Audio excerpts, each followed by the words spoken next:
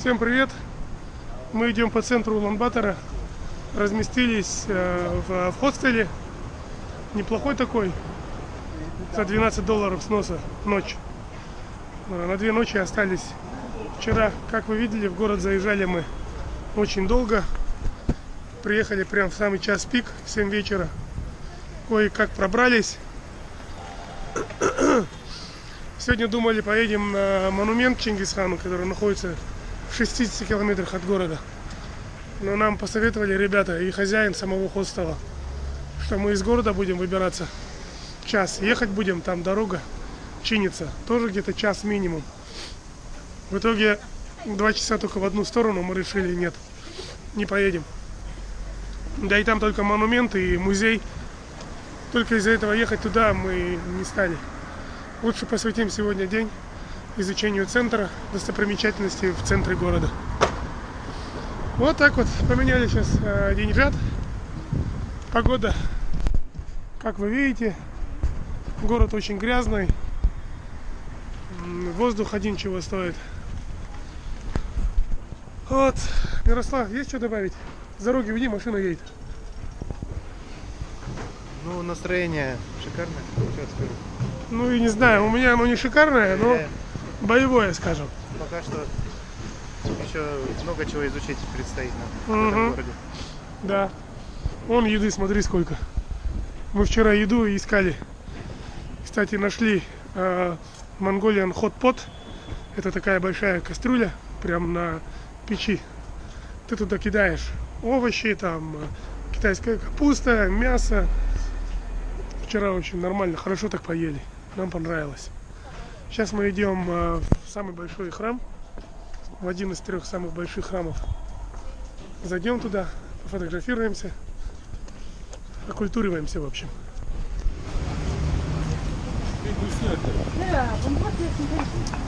Ну, они долго ломались. Он еще, знаешь, так калькулятор возьмет, что-то считает там, просто набирает цифры, сбрасывает, набирает, сбрасывает. Фанты, короче, получится. Да.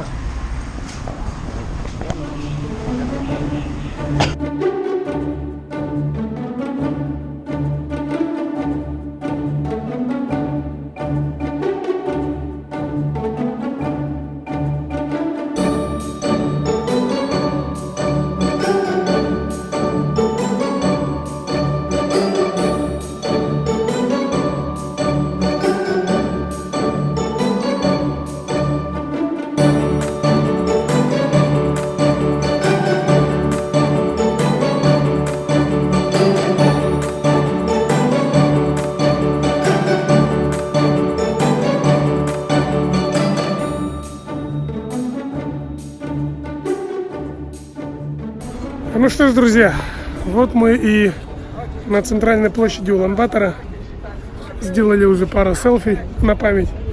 Да, Мирослав? Здесь очень много людей прогуливается, солнышко вышло. Мы только что побывали в музее, в Национальном музее. Мне там очень понравилось. Не знал, что их история настолько богатая. Даже некоторые памятники их исторические находятся на территории Казахстана.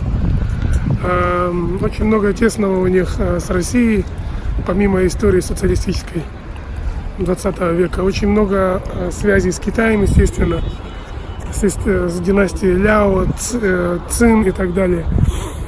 Вот, через час у нас встреча с моим знакомым Виктором, про которого я вам уже говорил. Вот, смотрите в округе. Замечательно вообще, классно. Центральная часть прям далеко не та, где мы остановились. Гораздо все цивильнее, чище, людно. Что-то мне захотелось даже здесь жить. Я предлагаю Миру, смог бы он здесь жить? И он говорит, да, я смог бы, если бы хорошо платили. Но мне кажется, так бы все ответили, наверное.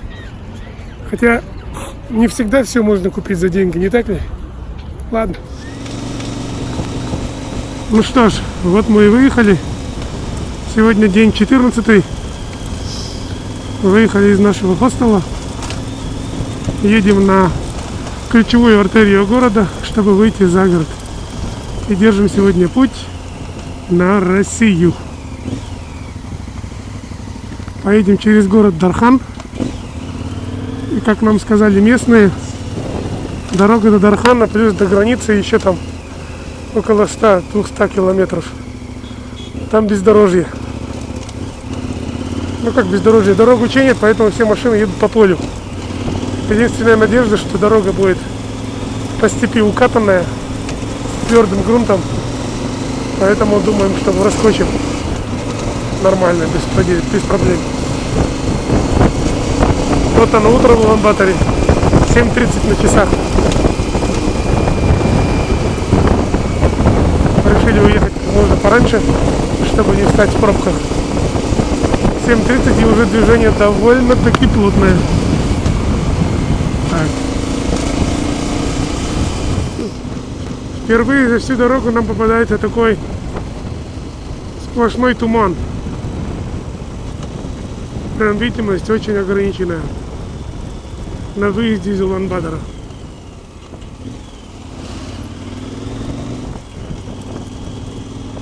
Как в фильме ужасов каком-то.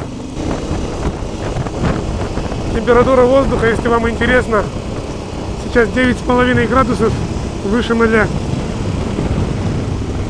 Время уже 8 утра. У Мирослава там вилка что-то соплевит. Следим за ней. Чистили уже сальники специальным инструментом. Но что-то не помогает. Блин, машины выезжают даже без включенных фар.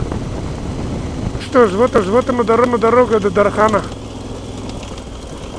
Как вы видите, едем по полю. Дорога нифига не укатанная. Здесь грязь, глина мокрая. Ночью здесь либо дождь был, либо это она такая, потому что туман здесь от высокой влажности. Не знаю, у меня никакого трекшена нет. Поэтому я еду и немного даже ссу, чтобы колесо не сорвалось. Падать не хотелось бы в такой грязи. Условия не самые хорошие для путешествия, я вам скажу. Черт возьми. Вот и телимся. 30 километров в час. Ужас просто. Надеюсь, как закончится туман, там уже будет сухой грунт. Пока что у меня пессимизма больше, чем оптимизма. Вон там впереди просвет солнышко. Может быть, там уже закончится туман и поверхность будет сухая. До Дархана еще 100 километров.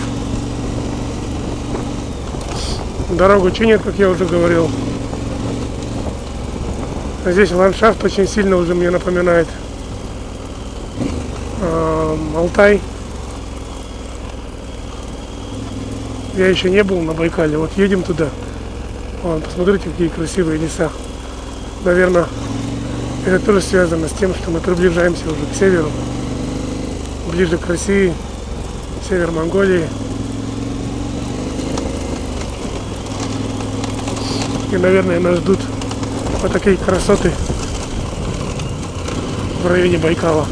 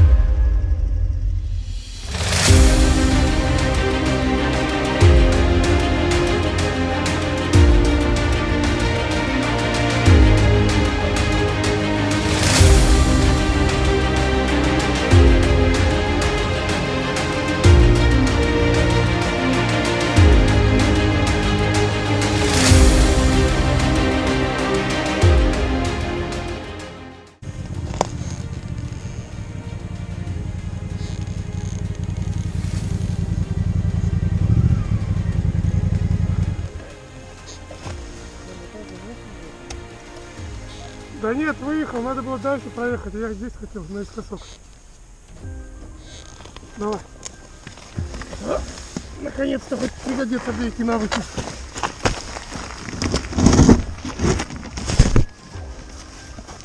блядь. Раз. Толкай вперед.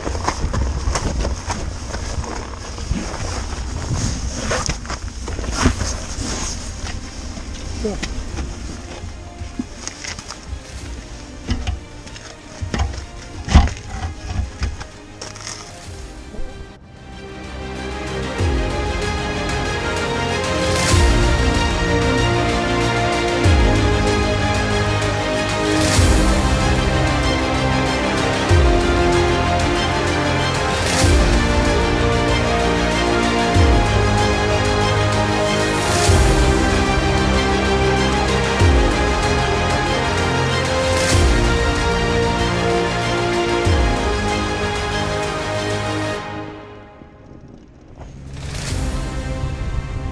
Что с тобой? Сплю, блядь. Ракета засыпает, не могу. С такой дорогой? Ты что, и не выспался? Да вроде выспался, не знаю, что-то мне начало. Дорога вообще в хлам. Блин, только Дархан приехали. Сколько там дальше до границы? Еще 140 где-то. Еще 140 километров до границы. Только мы не знаем, будет такая же дорога или может там асфальт. Вот реально не знаем. Небольшой дождик был. Мы дождевики нацепили. Ой. Сейчас надо глаза закапать. Тяжело. Спасибо, что хоть погода хорошая.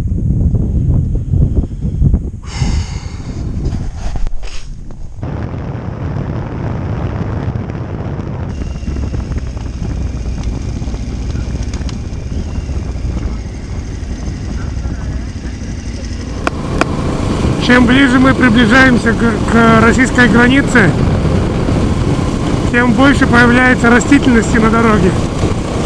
Например, деревья. Очень редко попадалось нам деревьев на пути. А здесь их целые леса практически. Как я уже до этого говорил. Осталось около 50 километров до поселка Алтын-Булак, где находится погранпереход.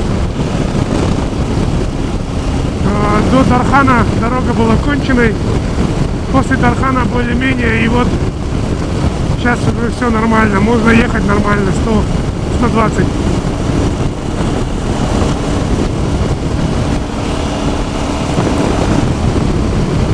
Только что перекусили. Вчера встречались с друзьями.